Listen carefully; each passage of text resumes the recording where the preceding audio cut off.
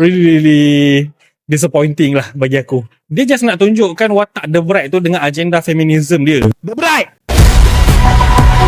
Creature yang tak sempurna. The Bright!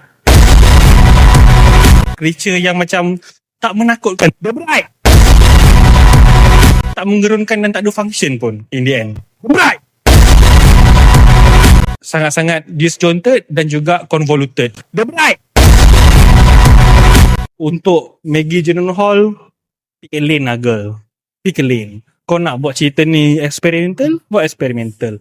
Kau nak buat cerita ni komersial, buat komersial. Tak ada masalah pun. Kadang-kadang aku tak faham kenapa setengah director ni fikir macam nak sumbat segala benda apa yang ada dalam otak dia untuk dijadikan dalam filem, dan itulah sebabnya kenapa kena ada campur tangan executive producer ni, all the exec, all the suits dekat dalam sebuah studio. Hey, what is up my good people? Okay, aku dan juga geng-geng Buzzpop baru saja lepas menonton filem The Bright. Mana dia tak ada seru, so kena jerit. The Bright!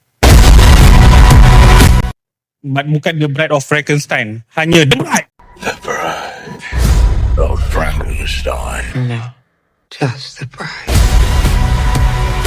Overall, cerita ni bagi aku ibarat Frankenstein tu sendiri, Frankenstein monster tu sendiri, bila all the limbs semua daripada spare part, daripada part-part orang yang lain-lain dicantum-cantumkan menjadi satu creature. Part-part ni adalah macam genre dia lah. Ada monster. I am a monster. Yeah, so am I. Ada love story. What do you want with a dead girl? I'm the same. Born from the dead. Ada crime detective noir. This world is a black hole. Ada experimental.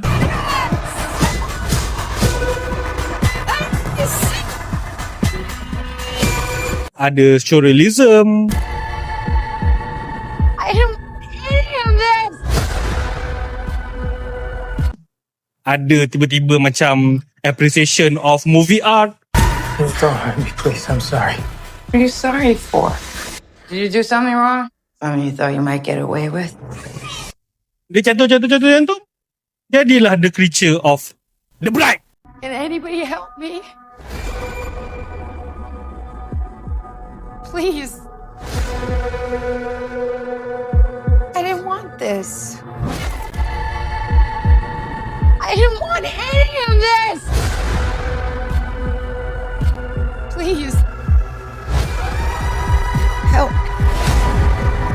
Help.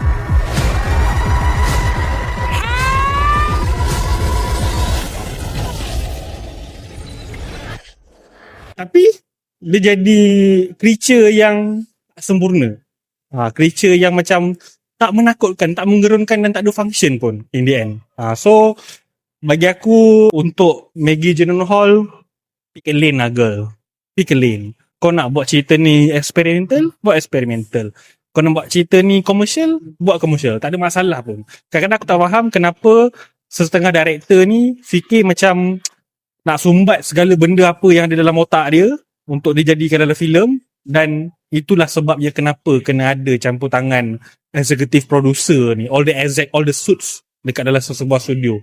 Tapi kudos to Warner Brothers lah, sebab gamble untuk memberikan bajet kepada Maggie Gyllenhaal membuat filem sebegini yang aku rasakan macam agak sukar untuk nak tarik perhatian casual audience.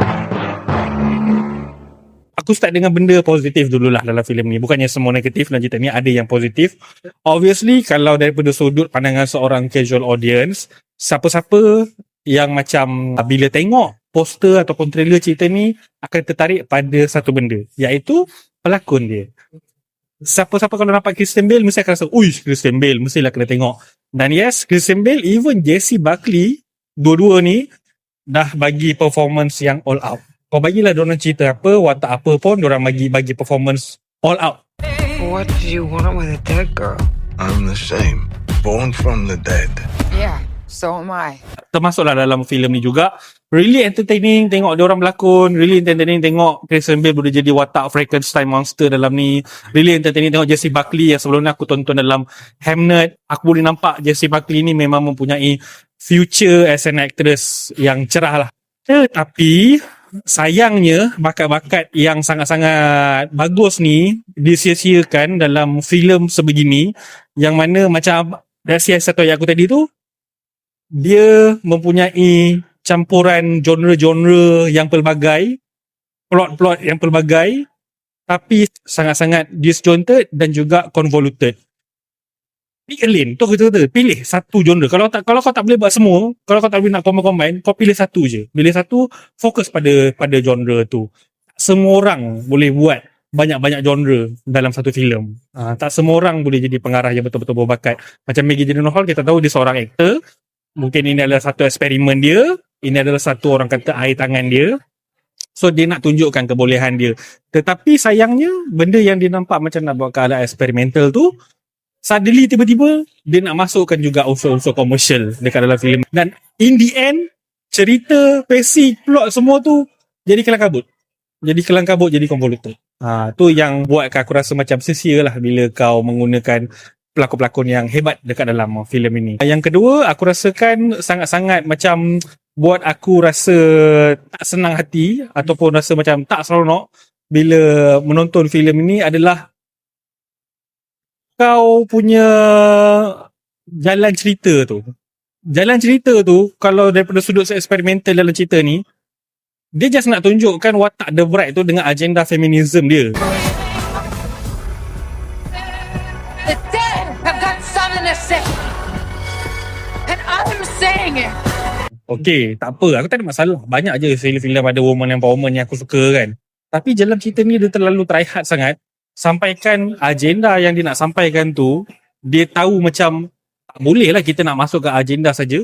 Tiba-tiba last minute baru dia nak masukkan storyline. Dan storyline tu macam tiba-tiba macam tak kena pula dengan agenda yang dia nak masukkan. So banyaklah benda-benda dalam cerita ni, dalam sequence-sequence dia yang macam tiba macam ni, tiba ada benda ni. So aku rasakan macam Maggie Gyllenhaal, kau kena gilap lagi lah kau punya bakat, bukan setakat daripada segi directing mungkin okey, tapi daripada segi writing lah, storytelling lah dalam cerita ni. So it's really disappointing lah bagi aku. Yep. The Bride!